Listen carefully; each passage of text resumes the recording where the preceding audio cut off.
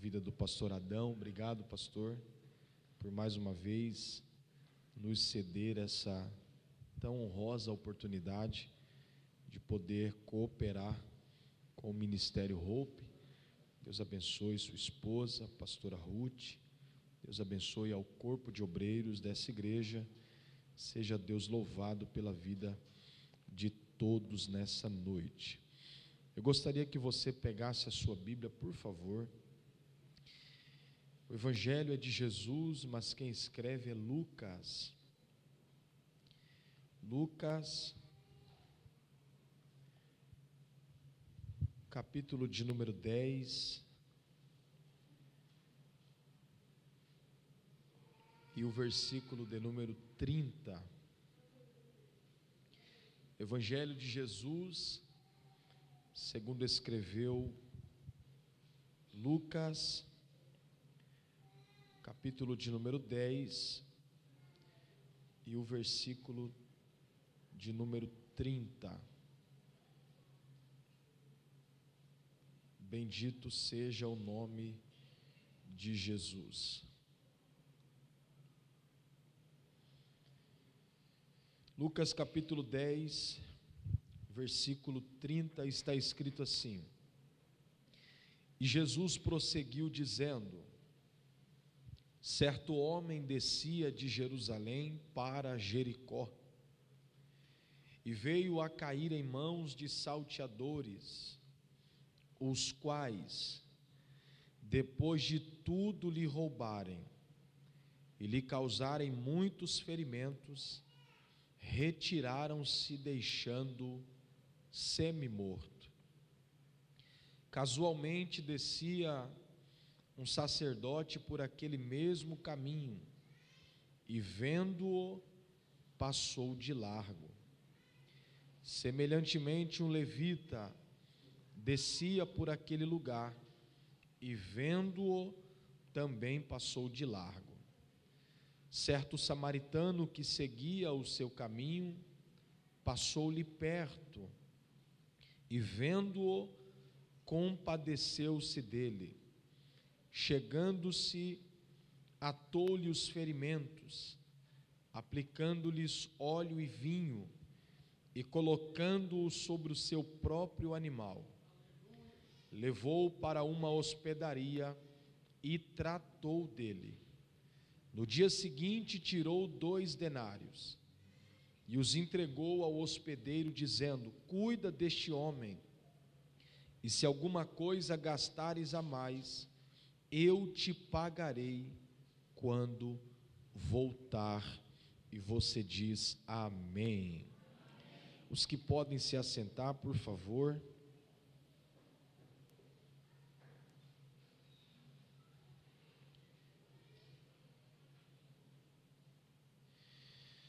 Queridos, o texto que nós temos por base essa noite, como texto áureo da nossa meditação, trata-se de uma das parábolas mais conhecidas que Jesus Cristo ele contou em todo o tempo do seu ministério.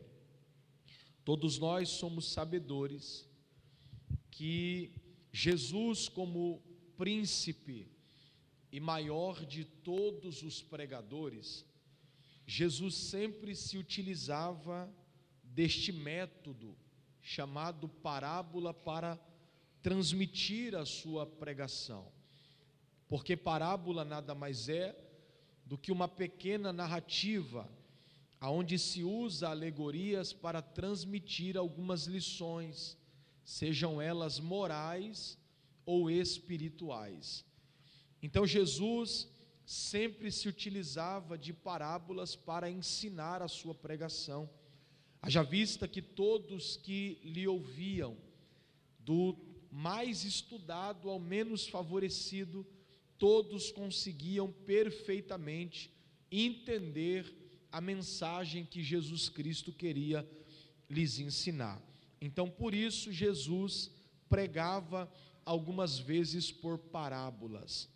Logo, o capítulo de número 10 a partir do versículo de número 30, que nós temos por base, trata-se de uma parábola conhecida entre nós como a parábola do bom samaritano. Jesus está pregando.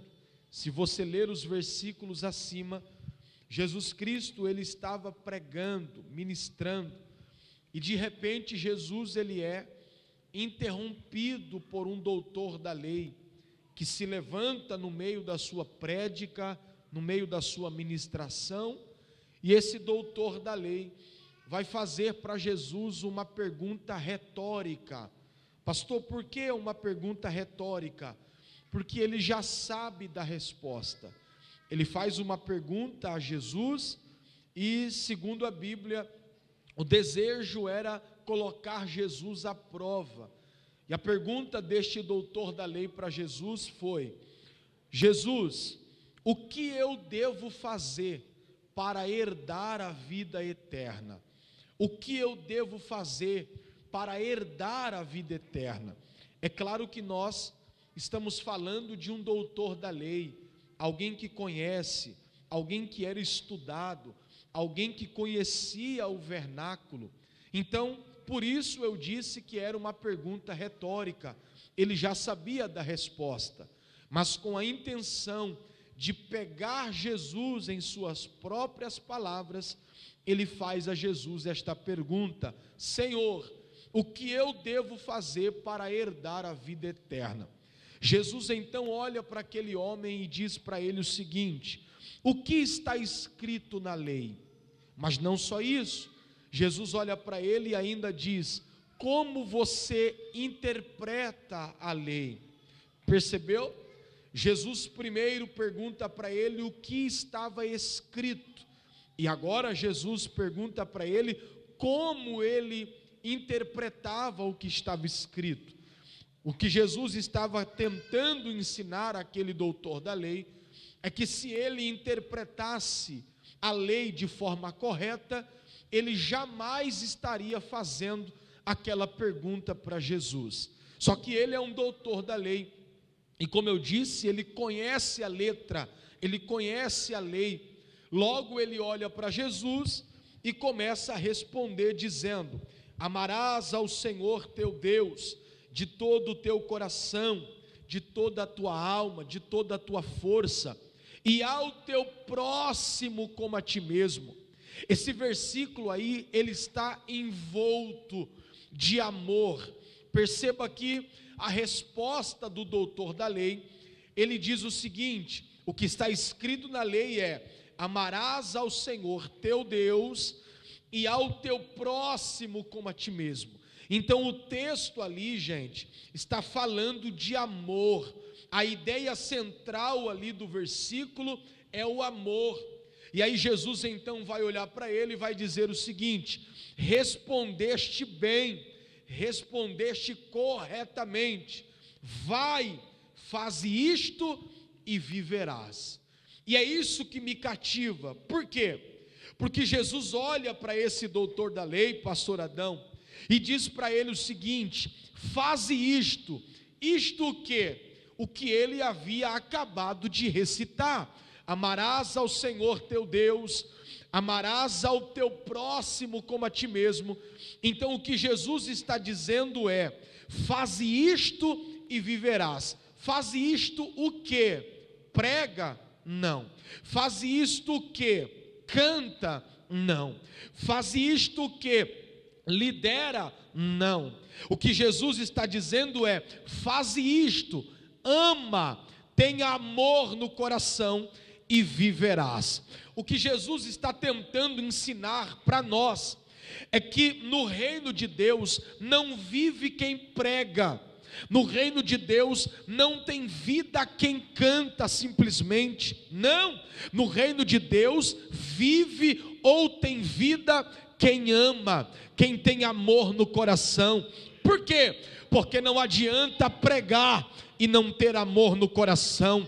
Não adianta cantar e não ter amor no coração. Não adianta se apresentar bonito e não ter amor no coração, pois a Bíblia diz que o amor é o maior de todos os dons. Aleluia! O céu não está preparado para quem prega. O céu não está preparado, aleluia, para quem canta. O céu está reservado para uma igreja que tem amor no coração, que ama a Deus e ama ao seu próximo como a ti mesmo. Dá uma olhadinha para alguém que está do seu lado aí e diga para ele: ainda que você não pregue, ainda que você não cante, ainda que você não se apresente aqui, mas se tem amor no coração, o céu está reservado para você. Deixa eu ver quem ainda ama. Levante a tua mão e glorifique ao nome de Jesus. Então a ideia central aqui é o amor. Jesus está falando sobre amar a Deus e ao teu próximo como a ti mesmo. Só que o doutor da lei não para por aí. Ele olha para Jesus e ele vai fazer outra pergunta. E a pergunta desse doutor da lei agora é: quem é o meu próximo? Quem é a quem eu devo amar? E então Jesus vai contar uma história, a parábola do bom samaritano. Logo, Jesus começa a parábola dizendo o seguinte: que um certo homem descia de Jerusalém para Jericó. Certo homem descia de Jerusalém para Jericó. E aí o texto diz que no meio do caminho ele vai cair nas mãos dos salteadores, que não somente lhe roubam tudo que ele tem, mas também lhe ferem, lhe agridem, lhe machucam, a ponto de o texto dizer que eles deixaram aquele homem quase morto. A tradução que eu estou usando diz meio morto, outra tradução diz semi-morto. Por que a Bíblia dá ênfase em dizer que ele está semi-morto, quase morto, meio morto? Por que não meio vivo, quase vivo? É porque esse homem, pastor Adão, ele está mais morto do que vivo. Ele apanha, é roubado e fica caído na beira do caminho, jogado. E isso aqui me fez pensar em algumas coisas. Primeiro, possivelmente este homem estava saindo do culto em Jerusalém, porque geralmente quem ia para Jerusalém ia com a intenção de cultuar em Jerusalém, ia com o propósito de adorar em Jerusalém. Então provavelmente esse homem aqui é alguém que acabou de sair do culto, é alguém que acabou de sair da cerimônia religiosa. Só que tem um detalhe, pastor: já que esse homem acabou de sair do culto, por que ele vai ser assaltado? Por que ele será agredido? Quando eu digo isso, parece que há uma injustiça. Alguém acabou de sair do culto, acabou de sair da adoração, e no meio do caminho de volta para casa, ele é assaltado, ele é roubado, e não só isso, é agredido, ficando à beira da morte. Só que quando você estuda a cultura, o tempo da região, você percebe que esse caminho escolhido aqui, gente, por esse homem, não era o caminho principal, porque havia uma rota mais longa de Jericó de Jerusalém para Jericó. Só que esta rota mais longa, ela era por Belém, então custava mais, era mais comprido, era mais doloroso, a viagem era mais longa, aleluia. Só que embora fosse uma viagem comprida, longa, cansativa, era uma viagem mais segura.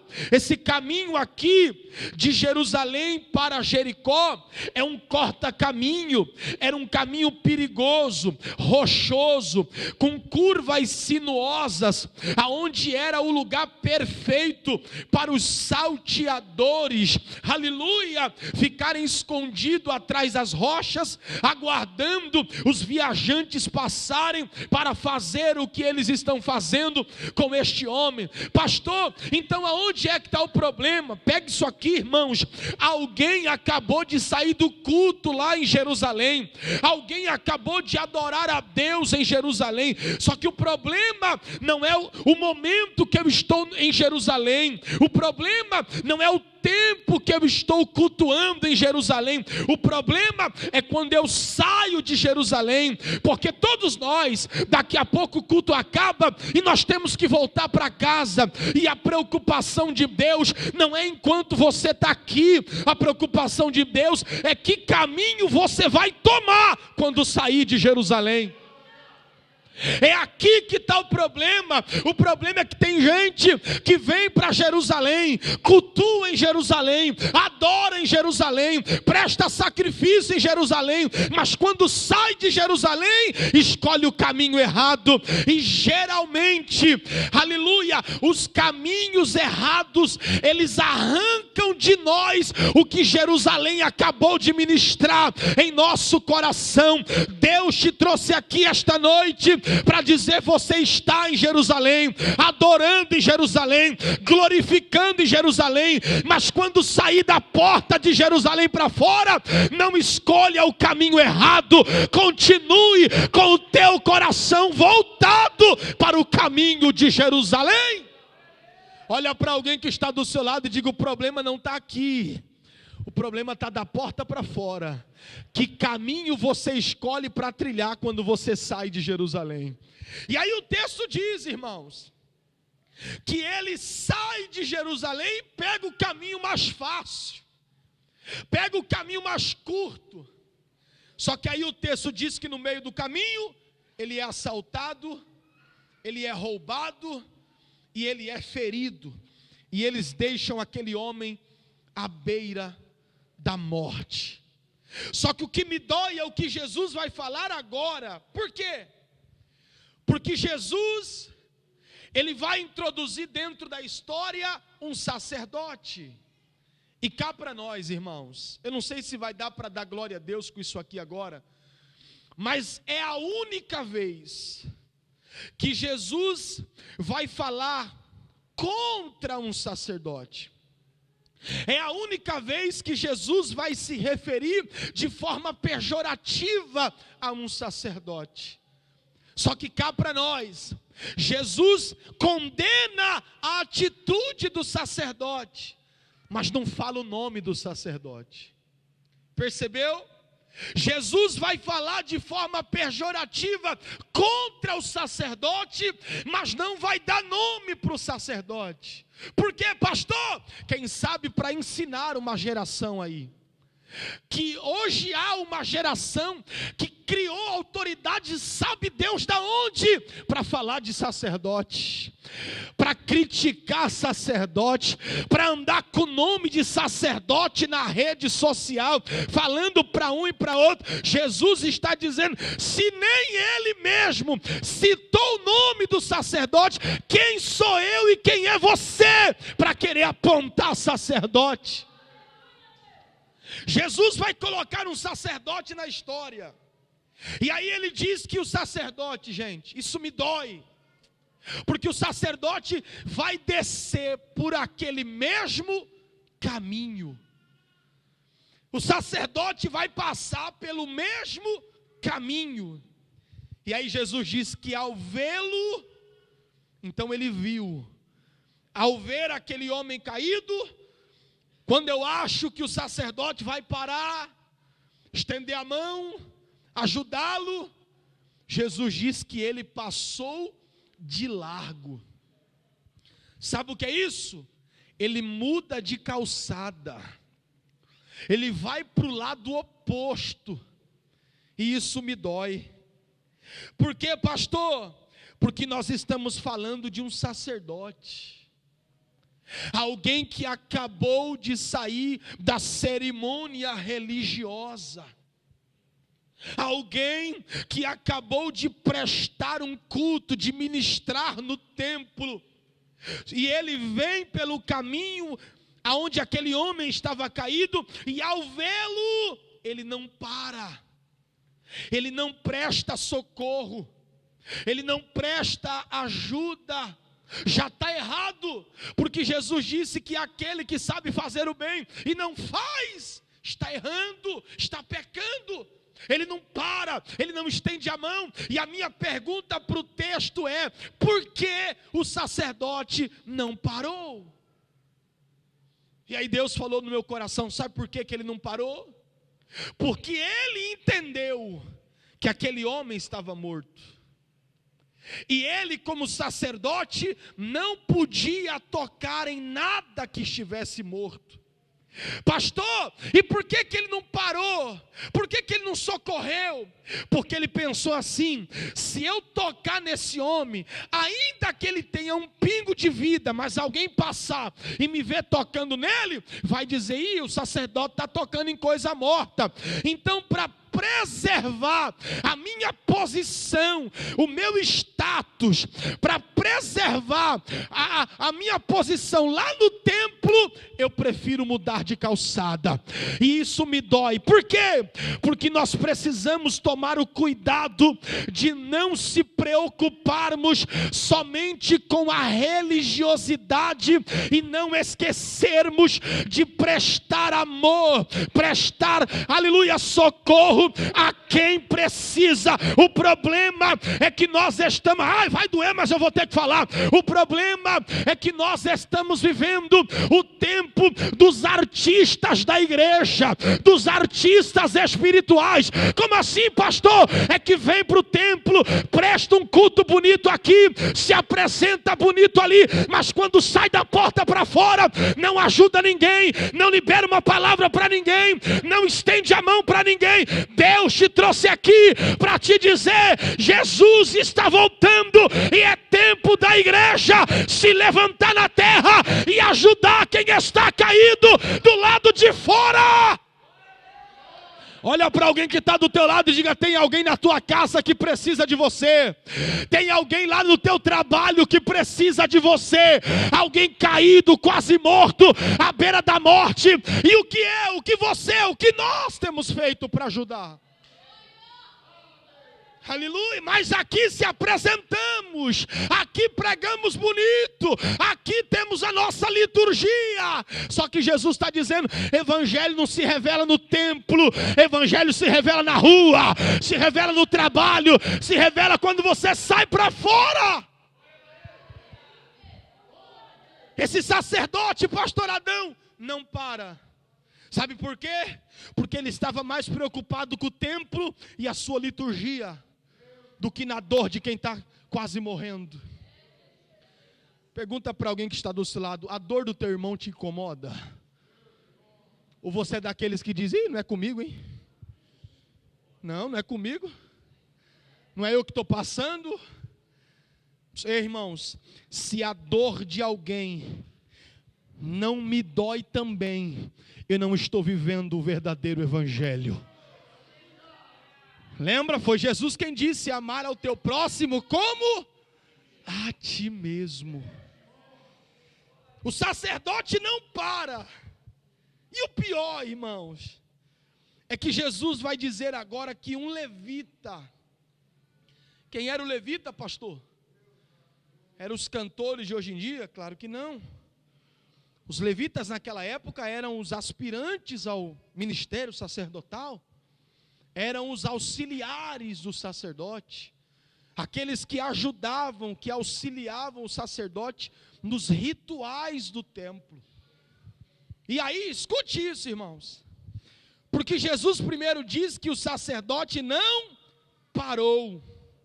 Aleluia. O sacerdote não para. E aí o levita vem e faz a mesma coisa. Ele também não para. Pastor, por que o levita também não parou? Porque a referência dele fez a mesma coisa. E nós, escute bem isso, irmãos, nós se tornaremos exatamente igual a quem temos por referência. A minha pergunta para você é: quem é tua referência? A quem você tem se espelhado? A quem você tem tomado por referência? Porque você se tornará exatamente igual a quem você toma por referência. Eu tenho medo dessa geração que conhece um pregador na rede social e diz: minha referência. Eu tenho medo dessa geração que olha para alguém que tem milhões de seguidores na internet e diz: minha referência. Você nunca sentou para tomar um café com ela, você nunca sentou para conversar com ela, mas porque tem milhões de seguidores, porque, aleluia, tem uma rede social bombada, você acha que ela já é digna de ser tomada por referência. Eu não sei se você vai gostar disso, mas eu não estou nem um pouco preocupado. Referência é o teu pastor, é a tua liderança, que você sabe onde mora, sabe com quem é casado, sabe que tem uma vida santa, sabe que compra e paga. É ele sim que é a tua referência. Tome por referência a sua liderança. Por quê? Porque você será exatamente igual a quem você tomar por referência. Olha para alguém aí e diga: dá para dar glória a Deus ainda? A referência dele não para e ele faz a mesma coisa. Por quê, pastor? Porque ele se tornou igual ao seu líder, a sua referência. O sacerdote passou, não parou. O levita passou, não parou. Escute, Jesus começa a parábola dizendo que um homem sai de Jerusalém e desce para Jericó. A palavra Jerusalém significa habitação segura. Jerusalém significa lugar de paz. Jericó, Jesus disse que ele sai de Jerusalém e vai para Jericó. A palavra Jericó significa fragrância ou perfume aromático. Qual que é a ideia que Jesus está querendo nos ensinar aqui? Alguém dentro desse texto está deixando o lugar de paz, a habitação segura, para ir ao lugar de perfume ou de fragrância. E aí o Espírito de Deus falou no meu coração, pastor: quantas pessoas estão sendo atraídas por causa da fragrância? Quantas pessoas estão deixando Jerusalém por causa do perfume do mundo e do pecado? Aleluia! O carnaval está aí, gente. Mês que vem é carnaval. E o que tem de crente que vai deixar Jerusalém para ter um momento de fragrância no carnaval? Mas eu vim aqui profetizar, debaixo da autoridade de Jesus, que esta igreja será inabalável. Não tem perfume de pecado, não tem perfume do mundo que vai nos arrancar de dentro de Jerusalém. Deixa quem quiser ir que vá. Eu sei, em Jerusalém eu tenho paz, em Jerusalém eu tenho segurança, e daqui eu não arredo o pé. Só quem permanece em Jerusalém, levante a tua mão, abra a boca e dê um grito de glória a Deus nesta noite. Diga para alguém: fica em Jerusalém. Diga: por mais cheiroso que seja o mundo, fica em Jerusalém. Alguém sai de Jerusalém, vai para Jericó, abandona o lugar de paz por causa da fragrância, do perfume. E quem sai de Jerusalém, irmãos, quem abandona Jerusalém, vai ser presa fácil para Satanás. É por isso que no meio do caminho ele é alvejado. Jesus agora, pastor Adão, vai inverter a história de uma tal forma, porque Jesus começa falando de um sacerdote, de um judeu, que sai de Jerusalém, vai para Jericó. Depois ele fala de um sacerdote, e depois ele fala de um levita. E aí os doutores da lei que estão diante de Jesus, estão achando que agora Jesus vai colocar outro judeu na história. Só que Jesus vai mudar totalmente. Jesus vai vir na contramão, por quê? Porque Jesus diz, mais um samaritano. Eu gostei do aleluia do irmão. Por quê, pastor? Porque samaritano não tem aliança com os judeus. Samaritano não tem paz com os judeus. Os judeus odiavam os samaritanos. E é justamente um samaritano que Jesus vai introduzir na história. E olhe para cá. Esse samaritano, irmãos, ele aponta para Jesus.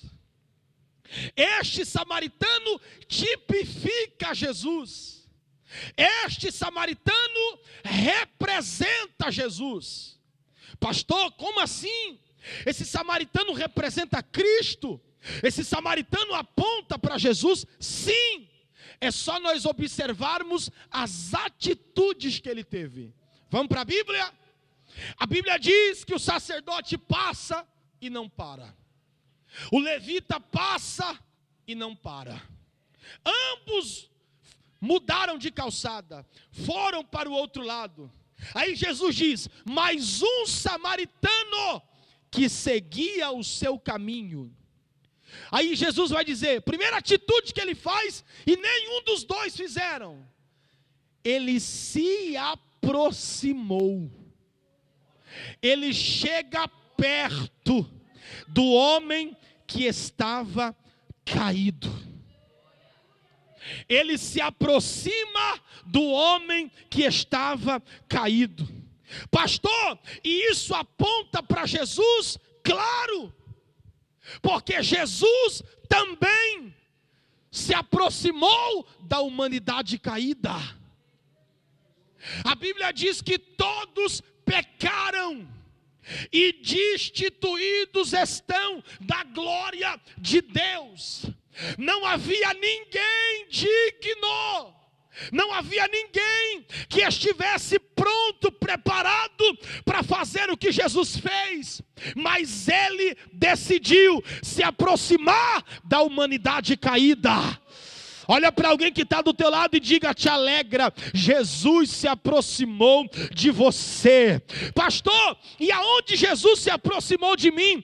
Olha o que o apóstolo Paulo disse em Filipenses capítulo 2, versículo 6. Paulo diz que sendo em forma de Deus, não teve por usurpação ser igual a Deus, mas aniquilou-se a si mesmo, tomando a forma de servo e fazendo-se semelhante aos homens. Não só isso, e achado na forma de homem, humilhou-se a si mesmo, sendo obediente até a morte e morte de cruz. Sabe quando foi que Jesus se aproximou de mim? Sabe quando foi que Jesus deu o primeiro passo para mim? É quando ele foi para a cruz do Calvário. A cruz do Calvário foi o passo que Jesus deu em direção à humanidade. Não, senhoras, não, senhores, não foi eu que dei o primeiro passo até Jesus, foi ele que deu o primeiro passo primeiro, quando foi para a cruz do Calvário. Diga para alguém, o primeiro passo não partiu de você. O primeiro passo foi Jesus quem deu. Foi Jesus quem deu. Aleluia! Ele deu o primeiro passo até nós. É por isso que em João 15:16 ele disse, não foi vocês que escolheram a mim, foi eu que escolhi vocês. Você é escolha de Deus antes mesmo de você nascer. Jesus já havia te escolhido. Aleluia! Quantos podem glorificar o nome bendito de Jesus? Jesus se aproximou da humanidade quando ele foi para a cruz do Calvário. A cruz do Calvário foi o primeiro passo de Jesus em direção à humanidade. Aleluia! Mas não só isso. Pasme os senhores e as senhoras.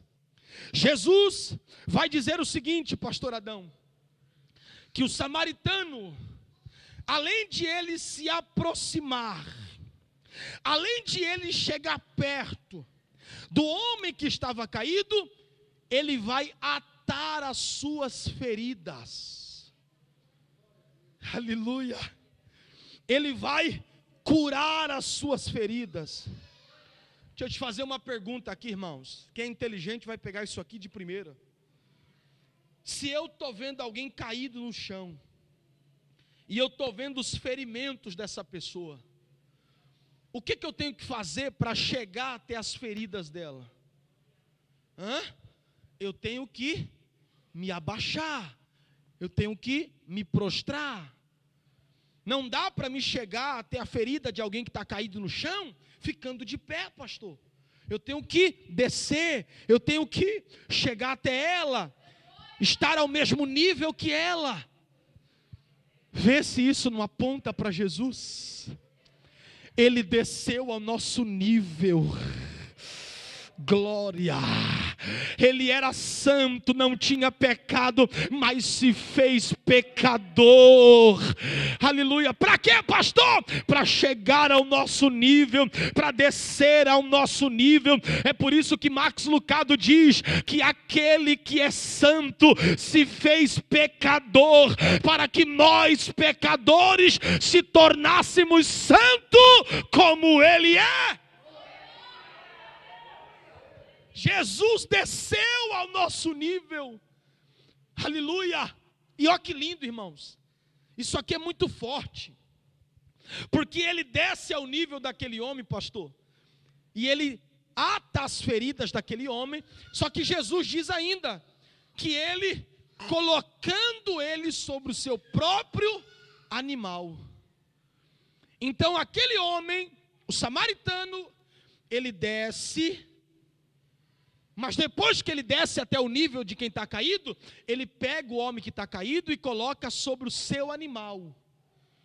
Então a ideia do texto é, ele desceu para pegar quem está embaixo e colocar. Olha para alguém aí e diga, sabe por que Jesus desceu? Para te fazer subir. Para te fazer subir. Ele desceu para que nós viéssemos subir. E aqui está, pastor, a raiva do diabo.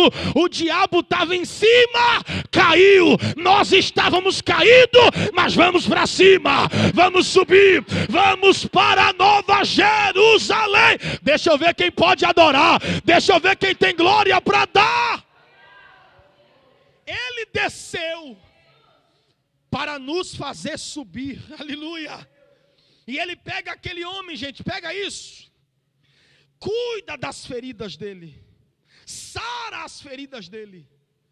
E isso também aponta para Jesus. Por quê? Porque todos nós também estávamos feridos. Diga para quem está do seu lado, todos nós carregávamos uma ferida. Essa ferida foi aberta lá em Adão. Por conta do pecado de Adão, a humanidade foi ferida. E sabe qual foi o problema? É que ninguém conseguia fechar essa ferida, pastor. Vieram os patriarcas e a ferida permaneceu aberta. Vieram os juízes e a ferida continuava aberta.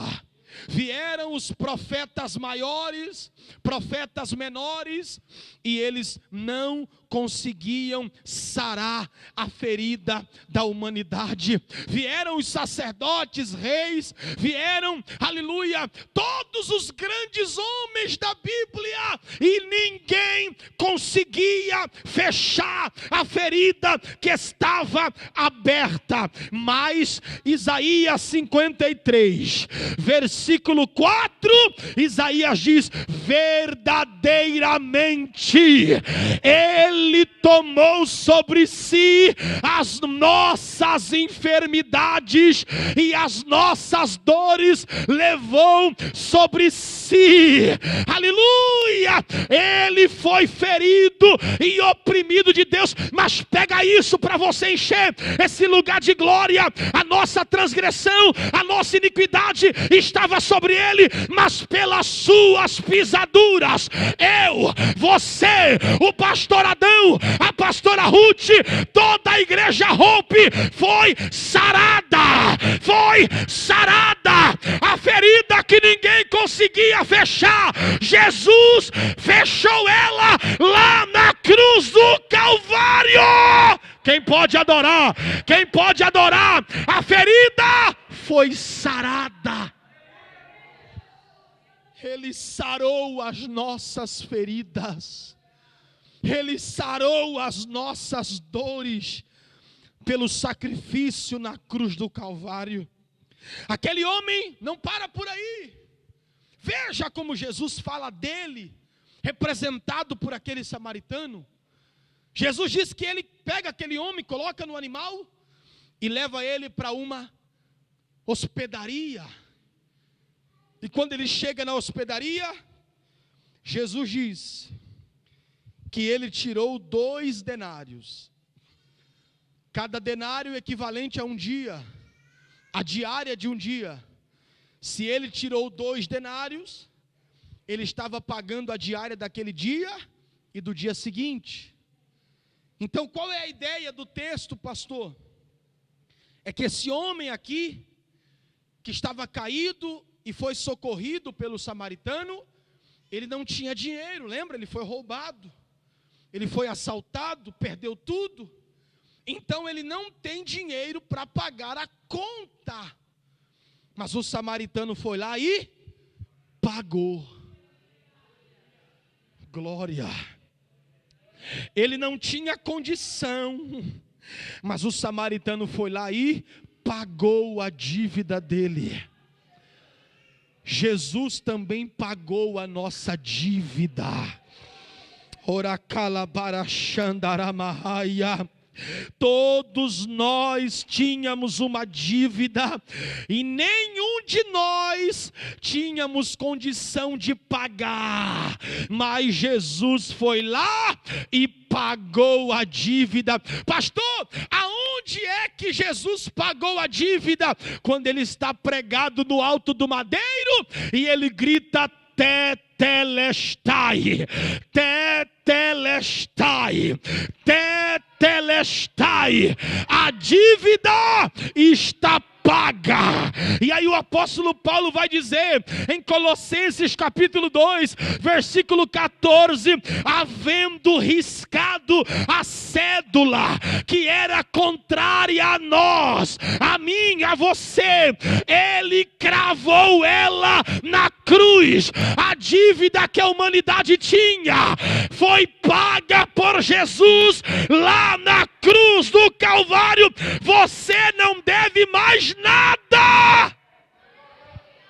Olha para alguém e diga: ele pagou a sua dívida. Escute isso. Essa palavra tetelestai, irmãos, ela não era tão incomum como alguns pensam. Na verdade, essa expressão tetelestai era muito comum na época de Jesus.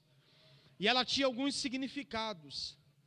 Dentre eles eu destaco 2. Primeiro, quando alguém, aleluia, comprava um terreno, esse alguém contratava um pedreiro para construir uma casa, um edifício, e ele contratava aquele pedreiro por um tempo determinado. O pedreiro ia lá trabalhando, levantando a casa, construindo aquele edifício, aquele prédio, aquela casa.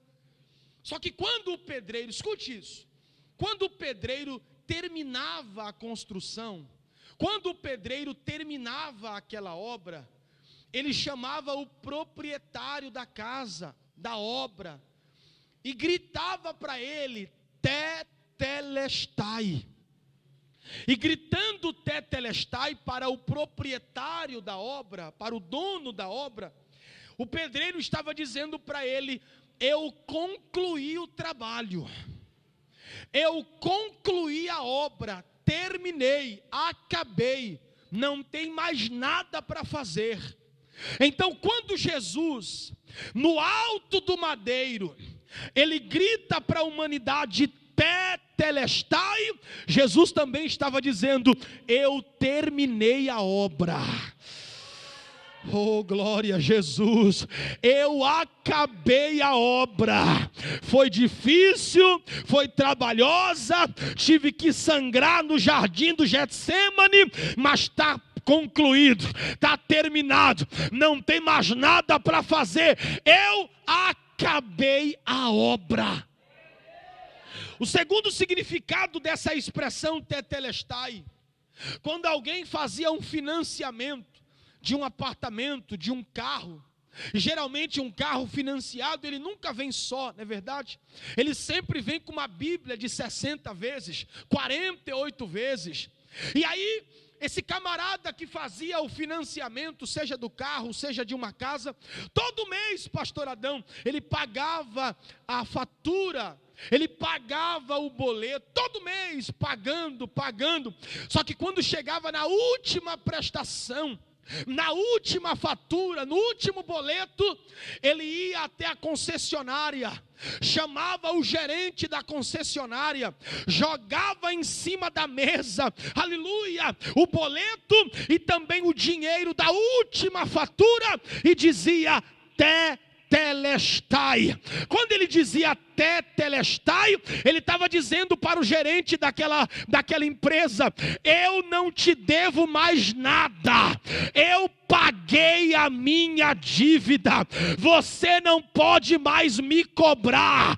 É por isso que Jesus gritou no alto do madeiro, tetelestai. Toda vez que o pecado bater na tua porta, querendo te cobrar de alguma coisa, grita para ele, Jesus já pagou a minha dívida, Jesus já pagou a minha dívida, você não deve mais nada para Satanás, você não deve mais nada para o diabo, Jesus já pagou a nossa dívida.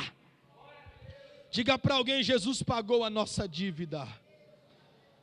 Diga para ele, nem eu e nem você tínhamos condição de pagar. Não, pastor, mas eu nasci na igreja, nunca desviei, mas você tinha uma dívida também. Não, pastor, mas eu nunca bebi, nunca fumei, nunca fui do mundo, mas você também devia. A diferença é que quem sabe uns aqui deviam 500, outros deviam 50. Mas tanto que devia 500, como que devia 50, não tinha condição de pagar. Jesus foi lá e pagou. Diga para alguém, está pago. Diga para ele, está pago, está pago, está pago. Jesus pagou. A última atitude, irmãos, desse samaritano que representa Jesus, e aqui eu paro, porque ele tira, pastor Adão, 2 denários, lembra? A diária de 2 dias daquele lugar, entrega ao hospedeiro e diz para ele o seguinte, cuida deste homem, redobre a atenção que isso aqui é forte, cuida deste homem, e se porventura, olha o que ele vai dizer, se porventura ele gastar alguma coisa a mais, ele vai dizer assim, ó, eu te pagarei quando eu, quando eu, ele não disse, eu acho que vou voltar. Ele não disse, eu estou pensando em voltar. Ele não disse, se caso eu voltar. Ele disse, eu vou voltar. Eu vou voltar. Eu vou voltar. E eu vim aqui nesta primeira ceia do ano de 2024 dizer para a igreja Hope e para aqueles que me ouvem, aleluia, pela transmissão, ele vai voltar. Ele Ele vai voltar. Ele vai voltar. Eu vou falar até você dar glória a Deus. Ele vai voltar. Aleluia. Pastor, e aonde é que está escrito que ele vai voltar? Lá vai, Apocalipse 3:11. Eis que venho sem demora. Guarda o que tens, para que ninguém tome a tua coroa. Apocalipse 22:7.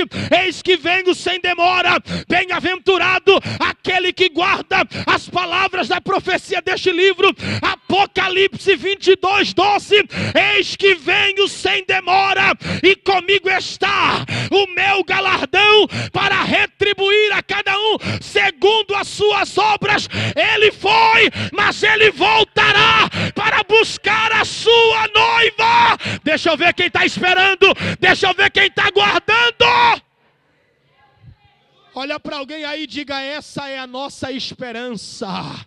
É que ele volta, ele vem, ele voltará para nos levar, nos arrancar desta terra. Desculpa se eu te frustrei com essa mensagem antiquada, essa mensagem quadrada. Desculpa se hoje eu não vim aqui dizer que não tem carro, não tem chave, não tem apartamento na frente da praia. Eu vim aqui dizer: vai ficar casa, vai ficar carro, vai ficar apartamento, mas esta igreja será arrebatada, arrebatada, arrebatada. Quem tem certeza desse dia, levante a mão para adorar. Ele vem. Você pode dizer isso para alguém? Ele vem. Você acreditando ou não, ele vem. Você estando pronto ou não, ele vem. Você aguardando ou não, ele vem. Alguém acredita? Pastor, eu ouço essa história que ele vem da época da minha tataravó.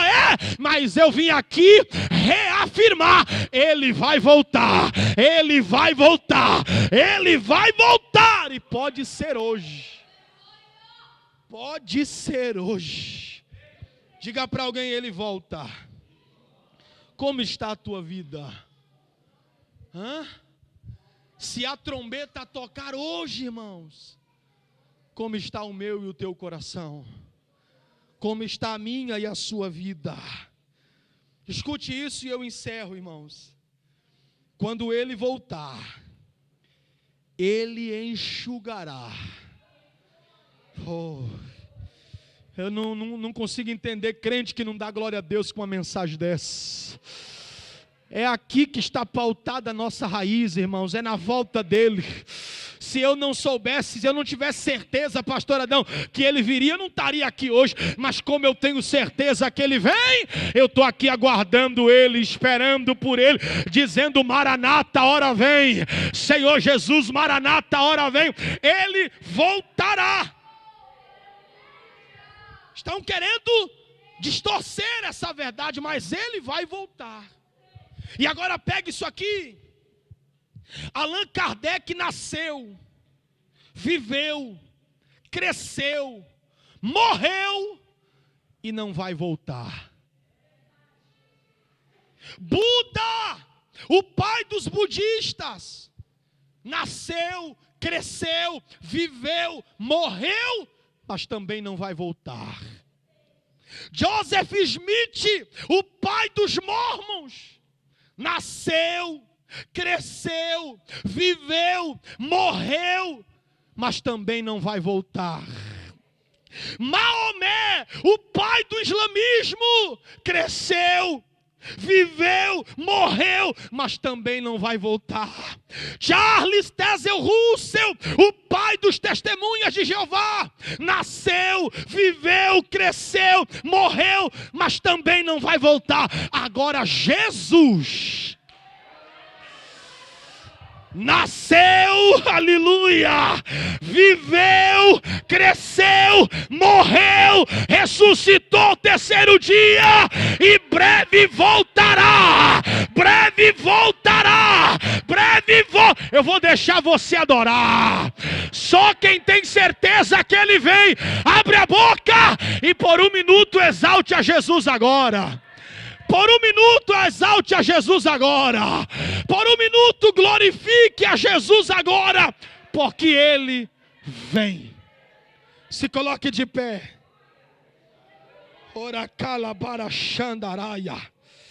Essa é a nossa esperança. É por essa esperança que você deve suportar. Pastor, está tão difícil, eu sei. E é bem provável que piore.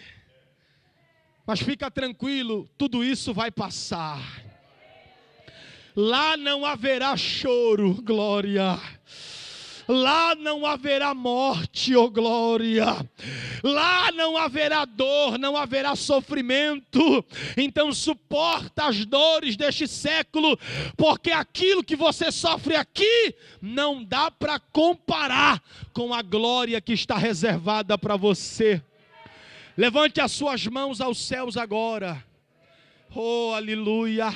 Feche os olhos agora. Feche os olhos agora. E eu quero que você, em nome de Jesus, tente, aleluia, tente entender o que está reservado para você no céu. Vale a pena, jovem, vale a pena, irmã, vale a pena, irmão, suportar, vale a pena vencer o pecado, vale a pena vencer as paixões da carne. Tem algo maior reservado para aquele que vencer, para aquele que lutar até o fim. Abra a boca se você crê nessa palavra. Glorifique a Jesus. Só quem ainda consegue sentir a mensagem da cruz ardendo no teu coração, abra a boca para adorar Ele agora. Abra a boca para adorar Ele agora. Essa história não é um conto contado por Hollywood. Essa história não é um conto falado pela Marvel. Não é um conto falado pelas grandes produtoras de cinema, não. Essa história é real. Ele vai voltar para arrebatar a sua igreja. Abre a boca e adore, abre a boca e adore. Você tem 30 segundos para encher esse lugar de glória a Deus. Eu estou ouvindo línguas estranhas aí.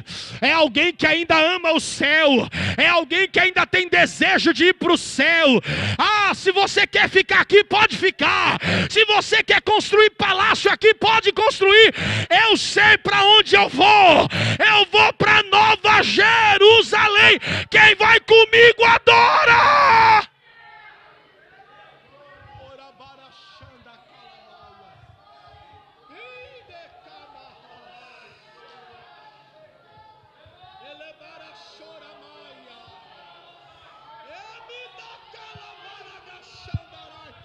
Isso é o céu se manifestando. É o céu se manifestando. É o céu se manifestando. Ele vai voltar. Ele baracantará como na calamacheia. Abre a boca, abre a boca, abre a boca. Sinta o céu. Seja abraçado pelo céu. Sinta a presença do céu. Comece o ano dizendo: eu quero o céu. Eu vou para o céu. Eu amo o céu. E é para lá que eu quero ir.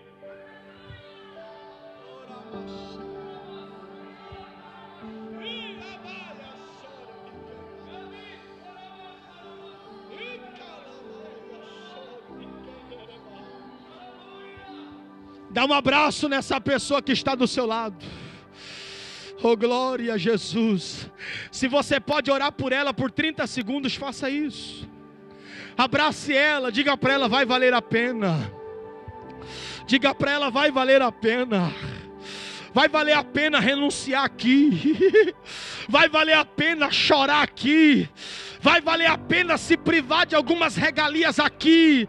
Isso, ora por ela aí se você pode. Se você pode, por 30 segundos ora por ela. Diga para ela: vai valer, vai valer, vai valer. Vai valer, suporta, aguenta. Eu sei que está difícil, mas não para agora não. Não desiste agora não. Ele vem para te buscar.